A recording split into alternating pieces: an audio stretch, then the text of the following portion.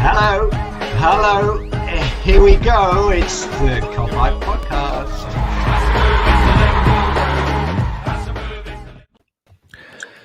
What is happening, everyone? Welcome back to another Copite Podcast and another review of a Liverpool win, a boss 3-0 win over Leeds at Elland Road, which was a good win, but I think we're all kind of feeling a bit down in the dumps about one Harvey Elliott with that obviously horrendous injury. But yeah, we'll get to that in a bit. I'm Mick, I'm joined by Matt, and I'm joined by Tim. How are we doing, fellas? I'm good, mate. How are you? Yeah, good, yeah. I can see Tim's got a little beard there. Looking good, lad. Getting there. Not quite Mick standard yet, but we're getting there. Yeah, you'll get to Alison Becker levels one day, lad. Just keep going. But yeah, I mean, we touched on Harvey Elliott there, but we'll get to that in a bit. I just want to just go through the game as it happened, so to speak. But yeah, 20 minutes in, Mo Salah gets his 100th Premier League goal, and I just think, what a player. I think he's the fifth fastest to do it since 1992 when the Premier League started. So in 29 years, he's the fifth fastest to do it. Only Alan Shearer, Harry Kane, Sergio Aguero and Thierry Henry have done it faster. He's done it at a quicker rate than the likes of Ian Wright and Robbie Fowler, it's incredible, isn't it, Matt? Just how good he is. He's criminally underrated, as is the man that we should be talking about, Big Joel Matip.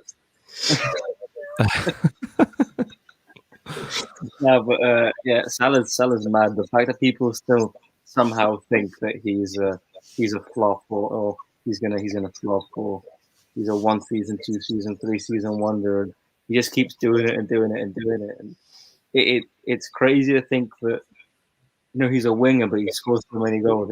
It's nuts. And Trent as well, grabbing so many assists. But I said it at the start as a joke, but what the hell was Matip doing so far up the pitch?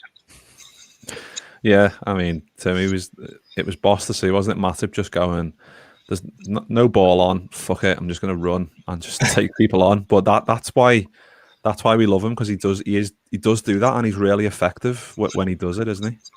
Well, yeah, because I just feel like half the time Matip picks it up, the opposition are thinking, all right, he's going to play it across to Van Dijk or out wide to Trent, he's going to play it simple. So I think he takes a lot of players and a lot of teams, other players around him by surprise when you just see this lanky kind of 6'4" guy just start, just diving down the pitch with the ball, and you're like, what the fuck is happening? And this wasn't supposed to happen.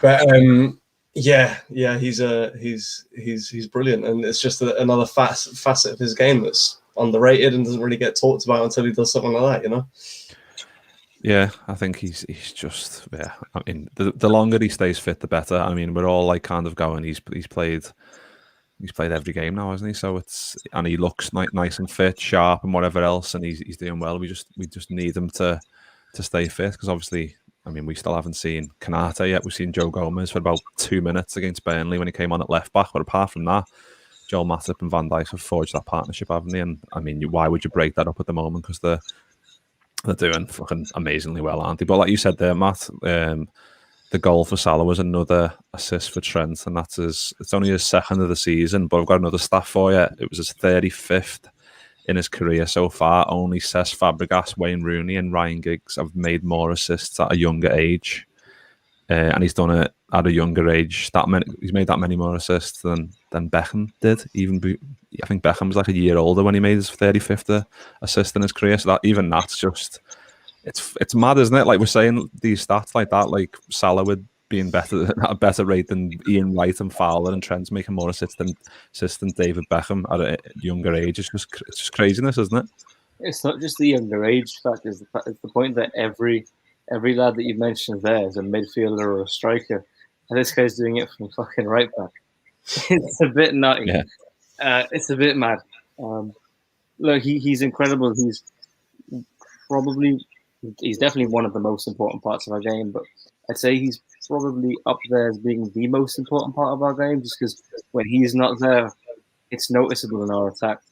Not just because of the assists that he gives, which of course they're vital, but the threat that he provides as well, because if Trent's there, the opposition is thinking about him. And if he's not there, that's one less thing to worry about. obviously his set pieces and his free kicks as well. But and this term gets thrown around a lot. But considering how young he is, he plays from right back, the numbers he's putting forward, he really is generational at this point. And he's by far and away, in my point of view, he's going forward England's best right back, probably the best right back in the world at what he does. Yeah. I think it's like when you have someone that good in your team and it feels like they've been around for ages, you kind of just don't. I don't know if you really appreciate it. I don't know if appreciate's the right word, but like you don't really see like how good they are in a way, because you're kind of just used to them being there and what they're doing, making all these assists and just like set piece deliveries and what, like you said, free kicks and whatever. And I think he had a few free kicks in that game that weren't great, but he's capable, and I think that's it. He is our first taken for free kicks, and I think that kind of says a lot. That's how much the boys trust him and how much Klopp trusts him. But the fact that he's still only 22 is crazy, isn't it, Tim? Like how good he is. And I think it's like when we had Steven Gerrard in a way, all those years we had him, we kind of just like, yeah, this is Gerrard, that's what he does, he's just amazing. But it's only when the player retires or whatever, and you look back and go, how lucky were we to have someone like that? And I think Trent's another one of them, isn't he? Yeah, he's.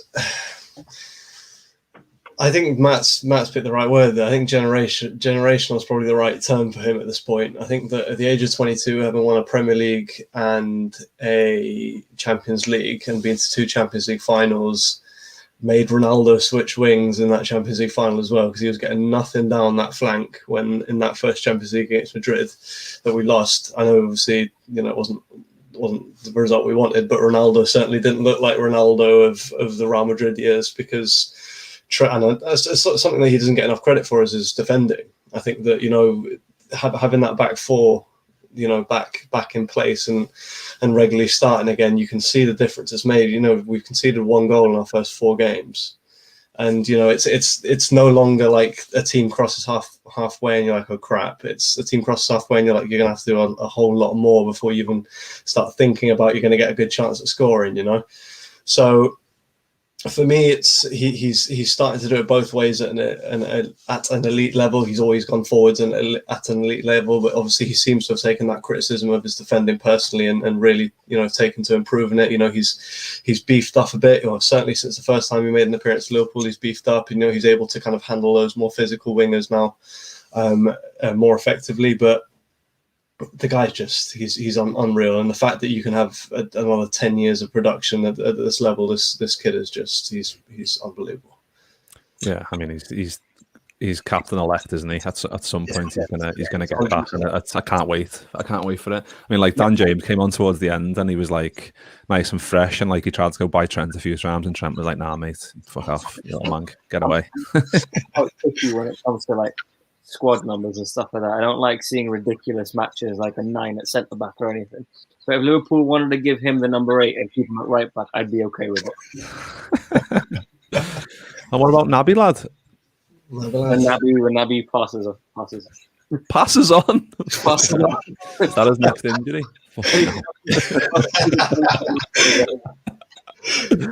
I love it. He was a prisoner of war last week, so it's coming. It's a small step up, isn't it, from POW to passing on. Fucking hell. We've got David in the chat. Evening to David, and we've got Yuki as well. Nice one for jumping on, everyone. But yeah, I mean, 1-0. Boss goal, Salah scores. Obviously, Trent gets the assist, but we get to half time, and it's only 1-0. And I think we were all. I mean, me anyway, and the general consensus that I felt on just reading through Twitter that we should have put them away. I think we had 7 shots, and it was like we were just absolutely peppering their goal. And I think it was like we need to get a goal nice and early after the second half, and thankfully we did that. After I think it was like 5 minutes in, and Fab gets a goal to cap off what was a fucking unbelievable performance, wasn't it, Matt? Fabinho was just unbelievable, wasn't he? Yeah, Fabio was. I mean, it's become accustomed to him just doing that on a week in, week out basis. He just snuffs out attacks before they can turn into attacks.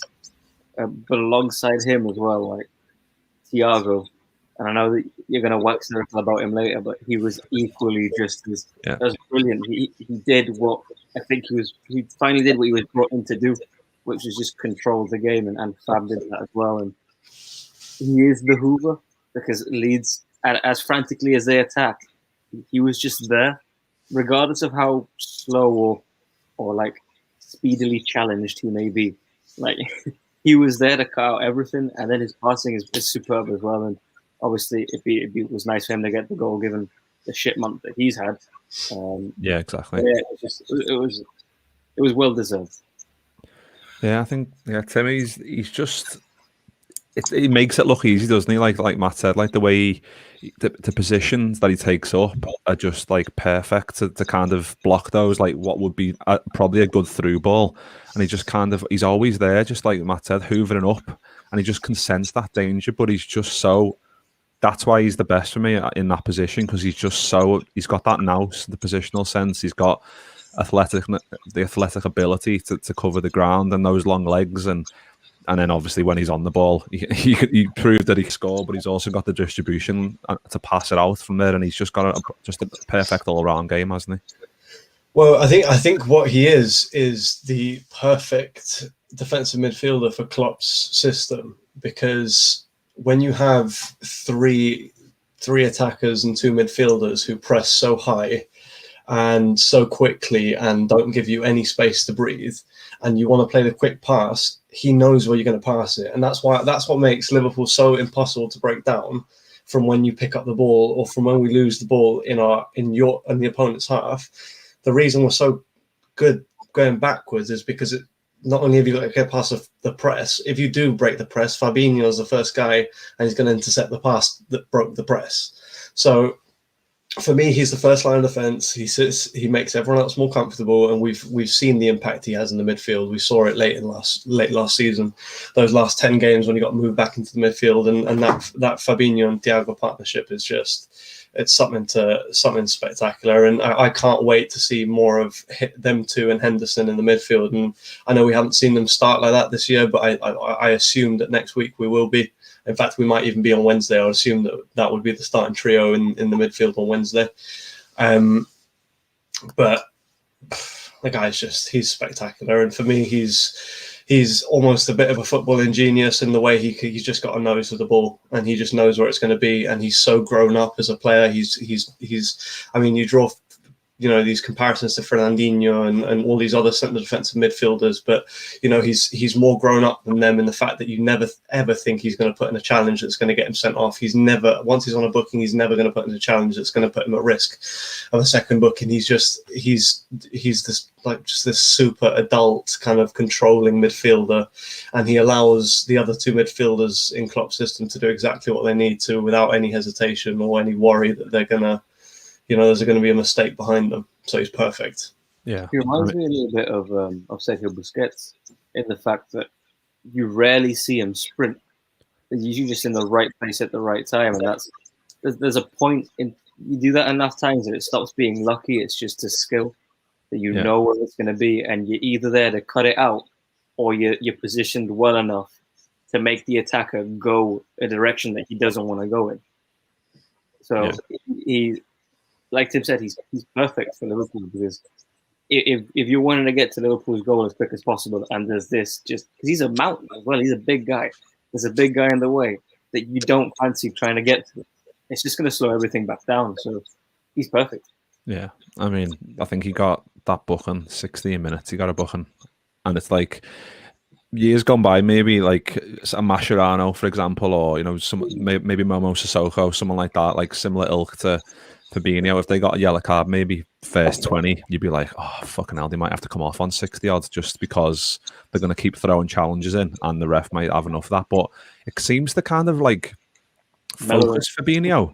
Yeah, it seems to like he kind of goes, right, there's me one fuck up that I've got a yellow. Now that kind of just focuses him, and he just even seems to be better after that. I think the same happened against Barca when he snapped Suarez in half, and shouldn't have been a foul, but never mind the yellow. But he's fucking can't get enough words to say about him. I think it's that old school thing, that before you get on the pitch, your dad's always like, just snap him to let them know that you're there, and he's just like, I'll do that. I'll have that, mate. It's like, all right, okay, but now I'm here. I'm just going to control the game now. Yeah, he's fucking. I mean, you just said they're amazing. Like, yeah, that's literally one word to pick about, and that would be it. But yeah, I've got another stat for you. I've got loads of stats here, so I'll try and get through them. That was Liverpool's 13th goal via a corner since the start of last season, and Liverpool have scored more than any other team. So 13 times since the start of last season, goals from corners. I don't know how it works in terms of, obviously it was a corner, the Fabinho goal, but it was a nod down by Van Dijk, and then Fabinho did score. So I don't know if it's like a certain amount of touches after the ball's played in. But I think I think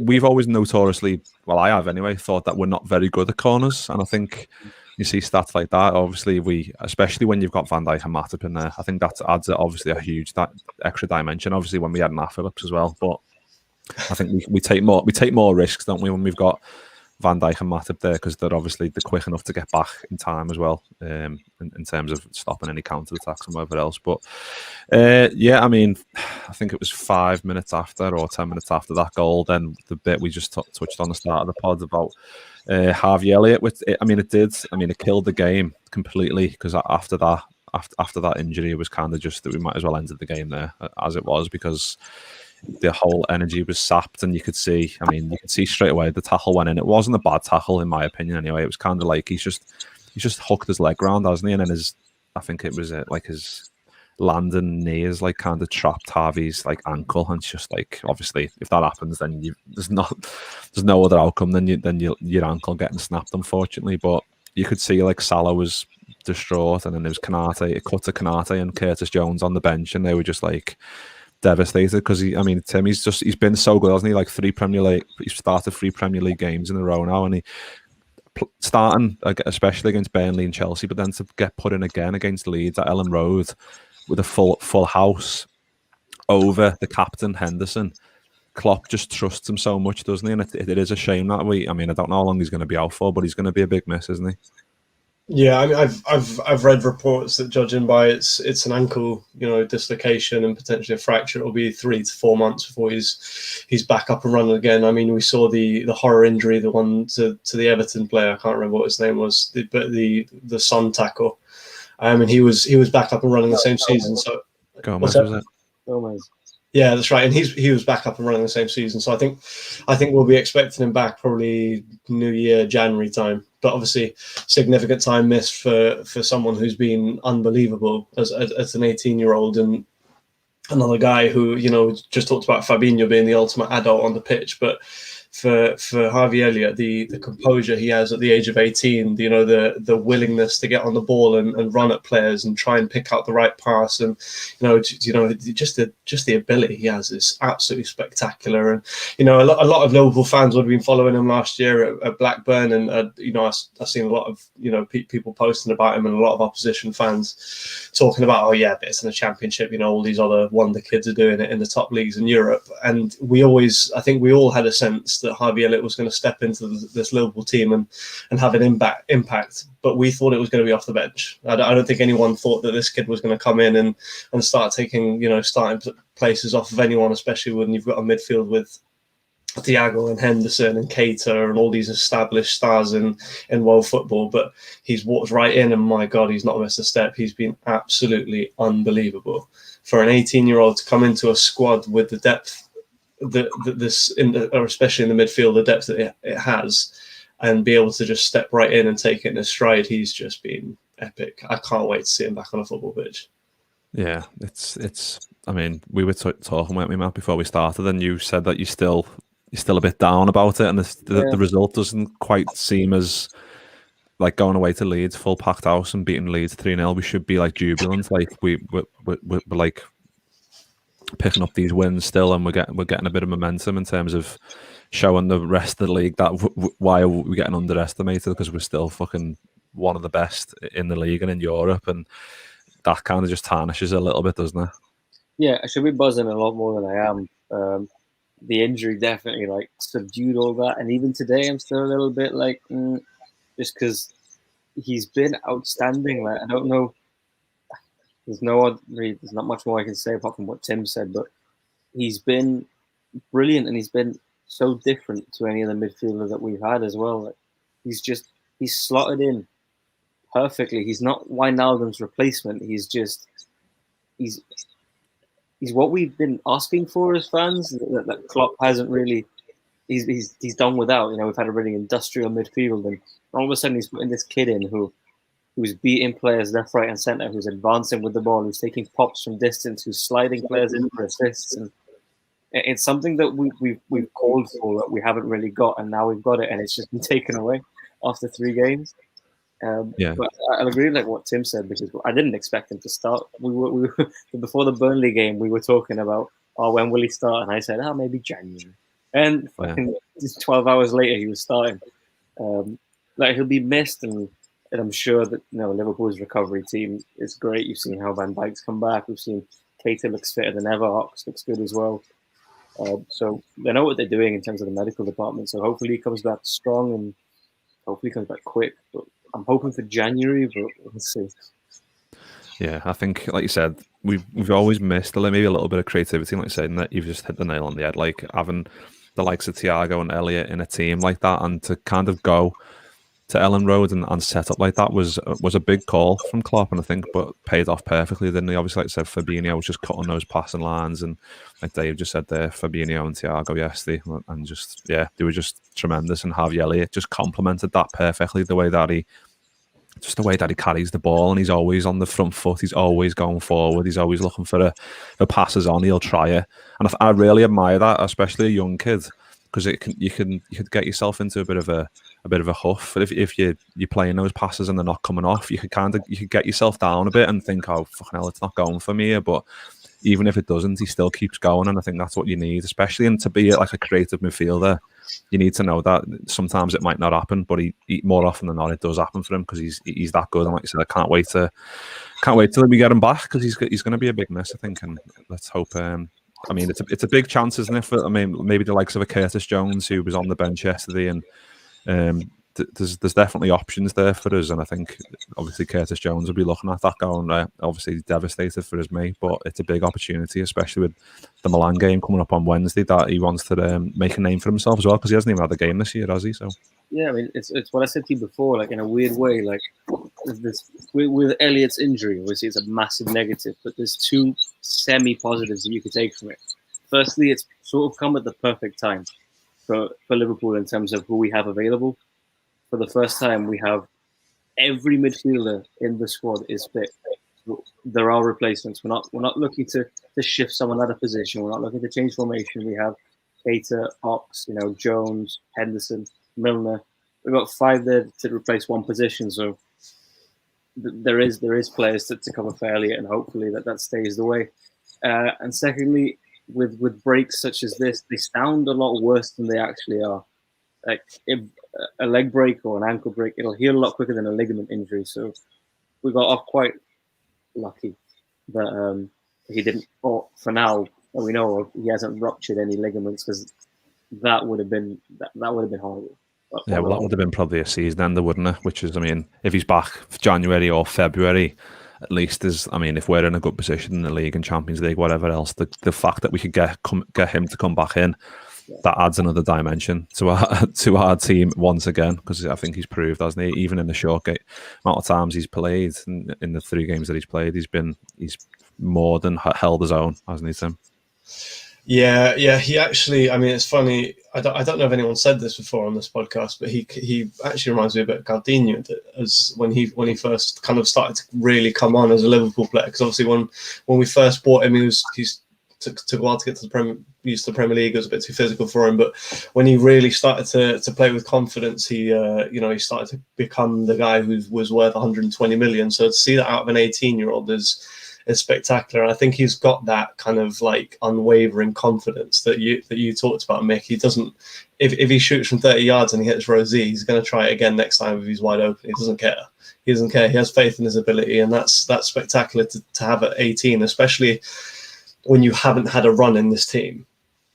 So if he had a run with the first team previously, you'd think, okay, so he knows what he's doing, he's comfortable, but he's walked in, he's four months removed from playing for Blackburn, and he's like, don't care, I'm here to do a job, I'm going to do it, and I have faith in my ability, and I think the more he plays and the more game time he gets, the more we're going to see of that.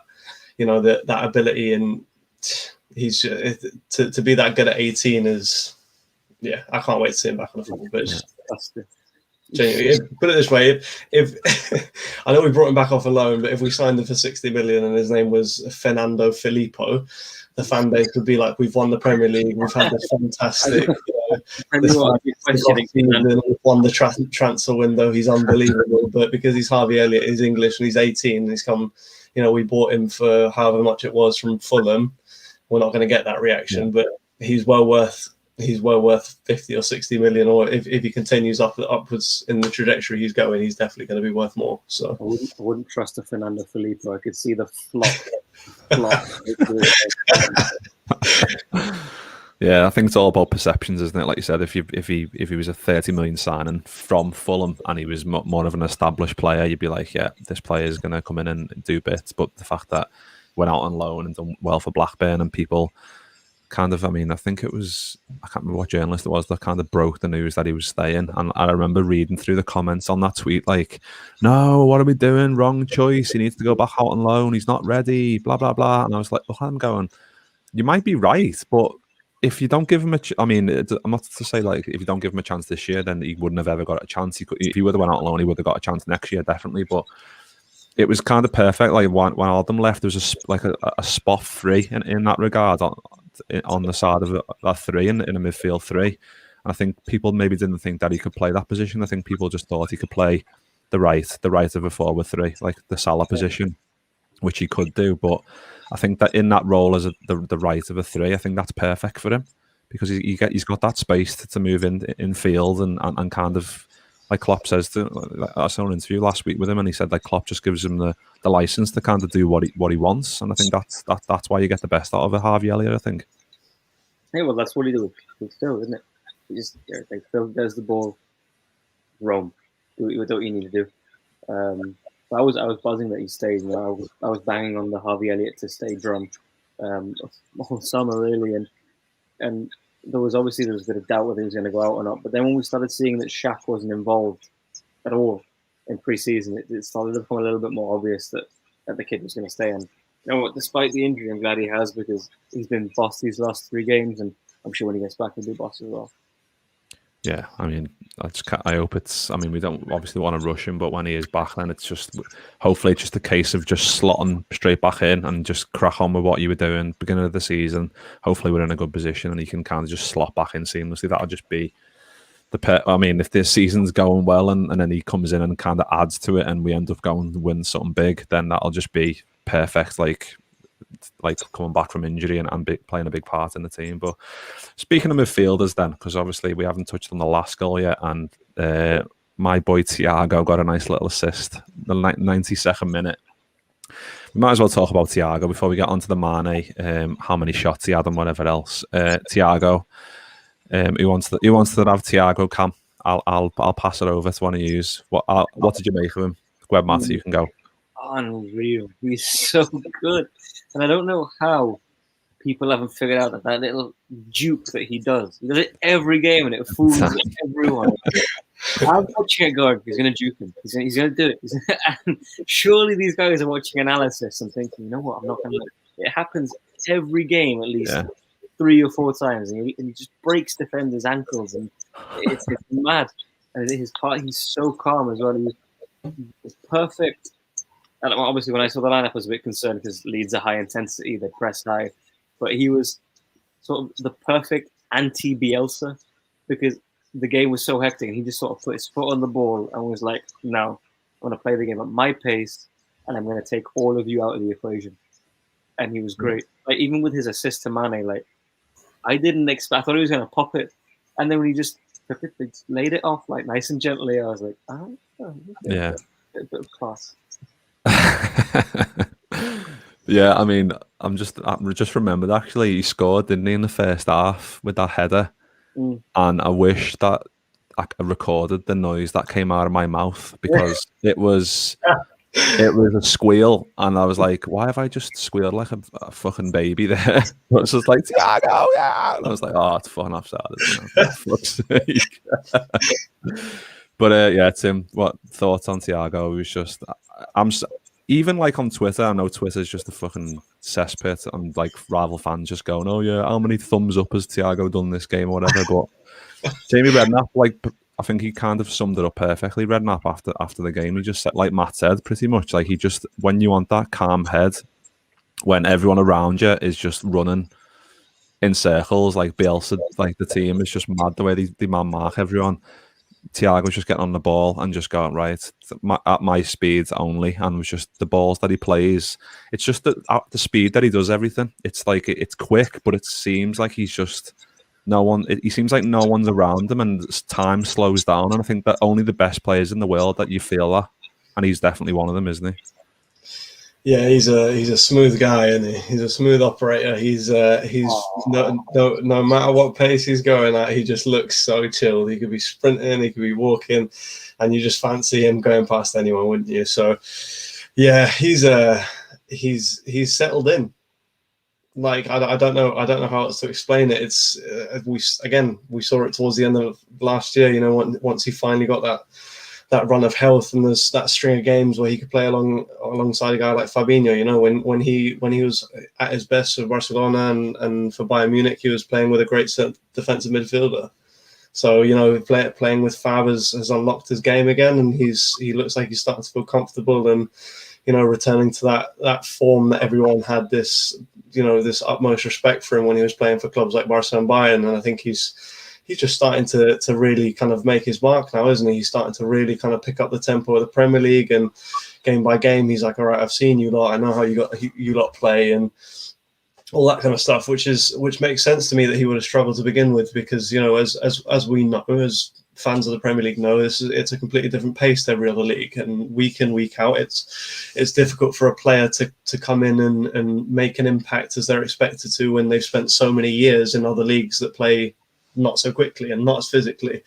So for me, I think that he's now pretty much fully adapted to that. And now that he's starting to, you know, just control games, which is exactly what he did in the other leagues. But for a guy who's such an intelligent player and so technical, you know, he's really starting to be able to show his ability and kind of put his stamp on games and really, really control them, and kind of find the openings that we were all expecting him to. So this year for me is a year that I'm expecting him to see, you know, some serious time in the midfield, and I'm expecting him to be a mainstay alongside Fab and Henderson. To be honest, that would be my midfield three for the season until Harvey Elliott comes back. And if he comes back in fine form, then he might you know, push one of them out. But for me, that man is an evolution to this team that's been coming for a while. As Matt said, that Harvey Elliott is.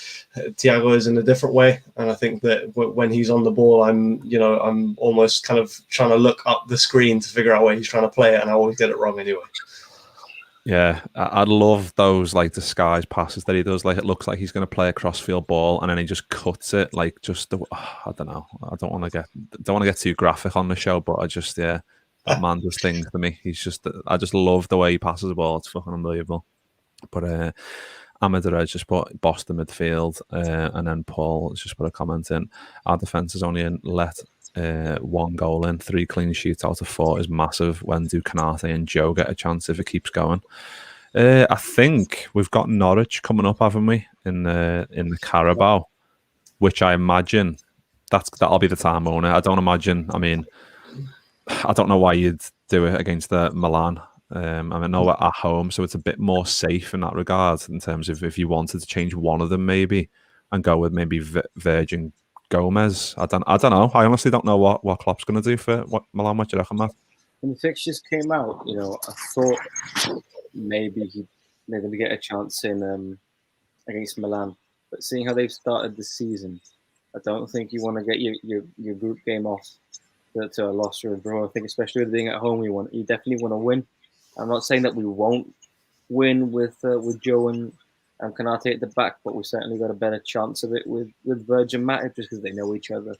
You know, they've got that relationship they've built up in training as well as in matches. So I think it's probably going to have to be Norwich. But with that being said, I wouldn't be too surprised if we see one of Joe or Kanate against Milan.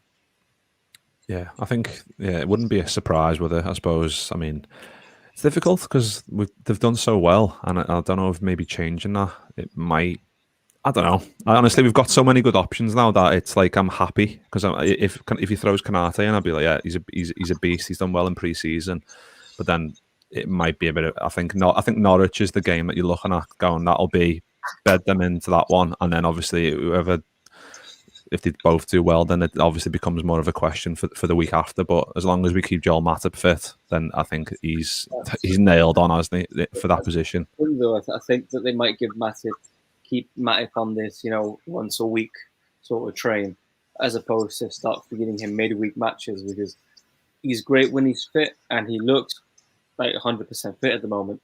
But we have seen in his career at Liverpool that he has got this tendency to break down when he's being overplayed. And maybe starting to throw in like midweek matches is just going to take him that step too far. So for me, for the purpose of keeping Matip safe, I think I'd rather keep him on once a week and maybe feed a Konate or a Joe in alongside Verge midweek, then maybe overwork Matip, because I still think that Matip and Van Dijk are our best partnership.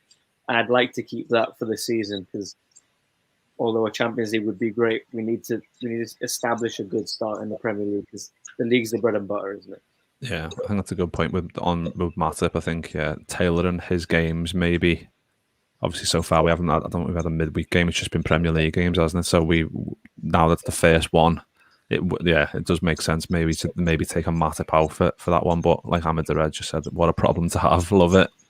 It's nice to have just like options, like going literally from the famine to the feast after last year when we were just coming on these pods and going, oh, we've got no defence. Fabinho and Hendo centre half, and you're just like, oh my god, it was just car crash. Like in terms of like numbers, it was just fucking mental. But now we've got a plethora, which is nice. But yeah, Mane grabbed a goal at the end, 90+2.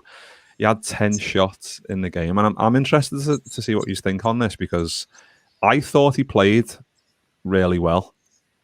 Obviously, not 10 shots on goal, and he just kept shooting. I think that was the most times he's had a shot on goal in a game in his history in the Premier League, which is a bit of a mad stat. But I think he was just, I said to Matt before we started recording that, it was just like he'd miss his chance and he'd just like fall to the floor and just laugh, and he'd be like, it's just not happening for me. He's trying everything he could, and it just wasn't going his way. What did you make of his performance, Tim?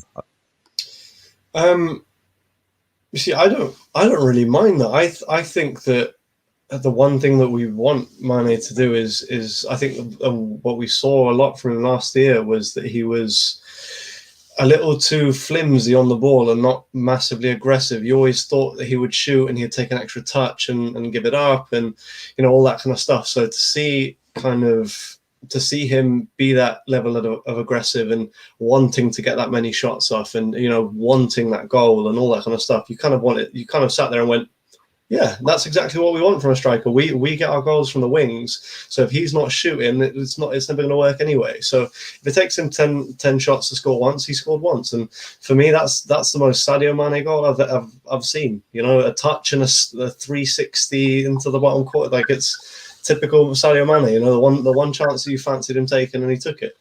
I know a lot of stuff's been made of his miss. I wouldn't have blamed him. It was behind him and it bounced. So I'm not going to put too much weight on that or criticise him or say he should have put it away. It was behind him. I think Jota just hit it too hard, didn't he? He absolutely fucking wrapped it. He I think Neville in commentary even said like just a little clip back post and it's a goal. He just for sure.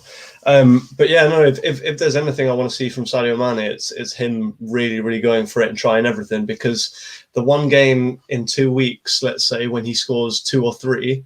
And all of a sudden his confidence is back up and we start seeing that Mane, you start thinking this guy is the best left winger in the world.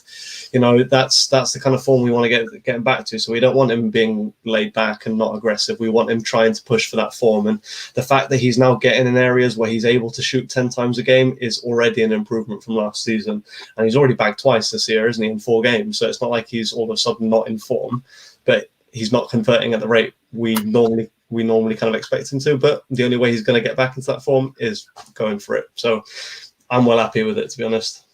Yeah, I think with Mane, I think obviously he had like three seasons in a row where he got plus 20 goals in all comps, and I think even now that I look back on those seasons, even those seasons when he scored loads, he was still quite erratic with his finishing. I think that's just his style, isn't it? Like I said to Matt before, even like the goal, like his best goals, like the one against City where the left foot, he's just swung his foot at that as hard as he can, and it's just flew top corner. Obviously, the ability to do that is world class. You need to be world class to be able to do that.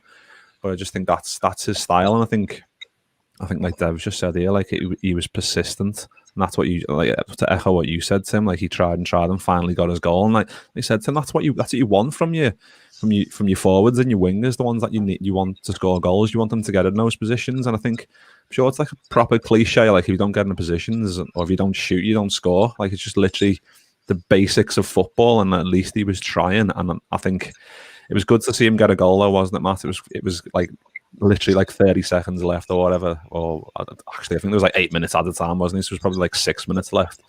But it was nice to see him to kind of bury that hatchet in terms of like having a bit of a mad day in front of goal in terms of not converting. Yeah, I mean, the thing with Mane is, at least to me, it seems that if he misses a chance early on, like that just becomes his focus. That you can see it whenever he misses a chance. You can see for the rest of the game that he's just thinking about that missed chance and trying to redeem himself. And I'm glad he got to do that. But I'll agree with what you said before, Mick, that he's always been a little bit erratic. Like when I look at Mane, and I'm sure he's got composure, right? He has to have. He's a top level player, but he looks like he lacks it. If that makes sense, like a lot of his finishes come like when he snatches at the ball or he reacts quickly. Like type of player that when he's got a little bit of time, it's more likely that he's going to miss. So in that essence, he's a bit chalk and cheese when it comes to him and Salah in terms of what you expected from a goal. Because if Salah's going one-on-one through with the keeper, you're expecting him to score. Whereas if Mane's going one-on-one through and he's got a lot of time to think about it, I'm a little bit like doubting, is he going to knock it in, as opposed to if it comes smashed towards him, then sometimes that works better for him. The only thing I'd say with his missed chance with the Jota is that I feel like that's Salah that goes in. But then again, Salah's a bit of a finisher. Mane's, like you said, more erratic. But look, he's got 2 goals and 4. He's making the chances, getting the goals. So it's great to see him looking confident, if not happily frustrated. Yeah, I think, like you said, even when he goes through on goal, I'm like feeling confident, and I think it all depends on what type of form he's in. Like if he's banging goals in and he's through on goal, he's definitely scoring. He's definitely putting a bottom corner, like Thierry Henry style, just placing it. But if he's in this kind of funk that he has been in a little bit in terms of in front of goal, then you kind of like a bit more 50-50, especially in the Leeds game where he had a couple and you're just like, oh, come on, just Sadio, just smash your bottom corner and then you'll be sound. But yeah, I've just put a little comment in the chat there asking for man of the matches, and let's see what we've got. We've got Ahmed the Red with Fabinho. We've got Dev in the chat. Nice one. Dev has gone for easy one, Fabinho. Iron Man Paul's gone for Fab as well. So what do you reckon, boys? What do you reckon? Tim, who was your man of the match? Fab? Yeah, it's hard to not pick Fab, especially because he got a goal. It's if he hadn't got the goal, you'd think, oh, maybe Mo's goal's a little more important or Sadio's goal's a little more important. But the fact that he put the performance in that he did in the midfield, and on top of that, kind of helped secure the game when we really needed a goal, because obviously it was starting to kind of edge on a little bit, and you're thinking it's going to be one of those games where they come back and we rue our missed chances, but he sticks. Nice little clinical finish, and yeah, well deserved. Matt? I think it's well deserved, but I'd like to give Thiago a little bit of a shout. Like Fabinho bossed it. Like he was solid in the midfield. He limited everything that Leeds were doing, and on top of that, he scored. But for me, like Thiago set the pace. He was superb in that midfield. He controlled like our play, everything, like our tempo. He set, and he makes the simple things look unreal, and I love that. He'll do like a little 5-yard pass, and I'll be like, "Oh my god, whoa!" Yeah. So I'd like to give him a bit of a shout, but Fab you can't argue with Fab getting it. Yeah, I think that was the nice thing, because like Alex has just put in the comments here, Matip was class, Thiago, Trent, and then Ahmed's just put Trent was good as well. Like there was loads. Like that's a good problem. I think what the year we won the league, especially doing these pods. Then it was like, who's man of the match? And it's like, I don't know. There's like 4 or 5 or 6 that could be man of the match, and I think that's when you start battering teams, and that's when you kind of, when Liverpool get into that funk where they're in autopilot, and the autopilot is to just fucking smash everyone. Most of the players are getting 8 or 9s out of 10, and I think that was the case yesterday. I think I'm kind of surprised that Robbo hasn't really got a mention at all. He didn't do as much as we're used to attacking wise, but he kept Rafinha quiet, and that's hard.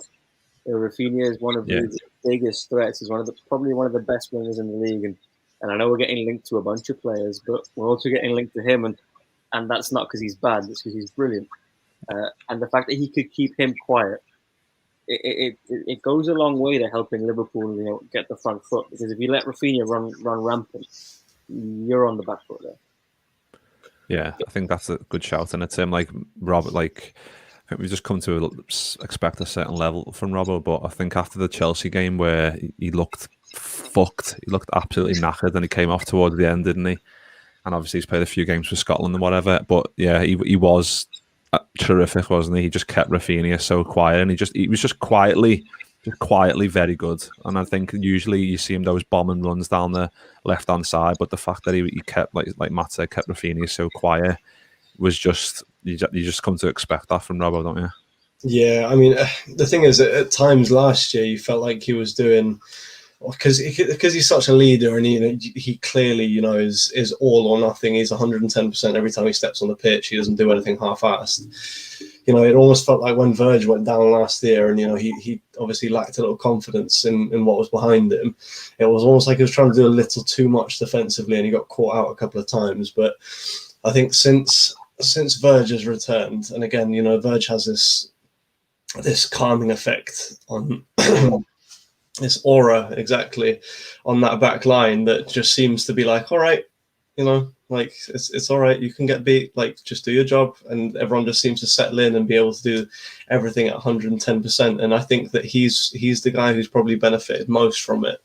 I know that obviously everyone will look at the team as a whole, and for me, Virgil van Dijk is one of the best players in the world, because I don't think there's anyone close to him in his position. And the last 4 results can tell you everything. Lukaku quiet. We've conceded 1 goal in 4 games, and we've not really looked like conceding. We're not conceding a ton of shots. Like we said, it's not like teams are crossing halfway or getting a corner anymore, and you're thinking, oh crap, this is a bit dangerous. And it's just that presence alone has changed, I think, life for Robbo again. And I think once he's back, and he's had a little bit of rest, because like you said, he's looked absolutely bloody knackered, having played so much for Scotland at the Euros, and obviously this past week as well.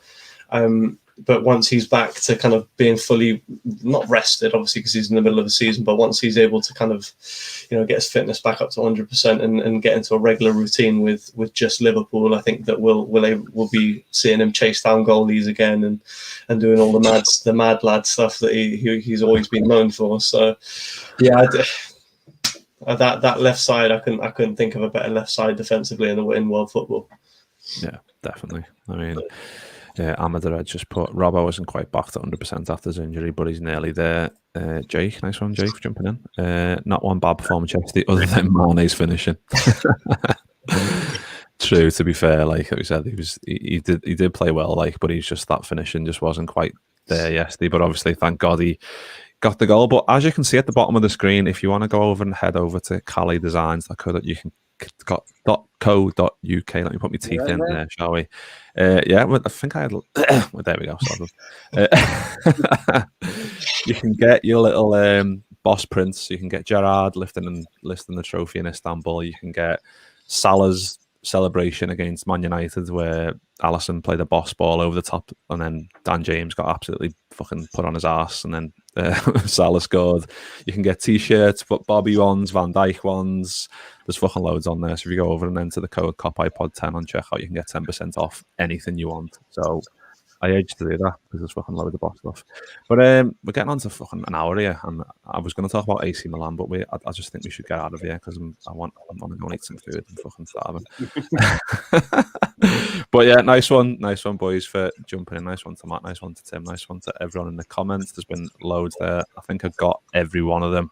Not like last time where I was like, fucking hell, there's 300. I can't get them all. I think I got them all this time. But play Milan on Wednesday. So I think. Will we be back tomorrow for the preview? We'll have to, won't we? Otherwise, we won't fucking do it in time.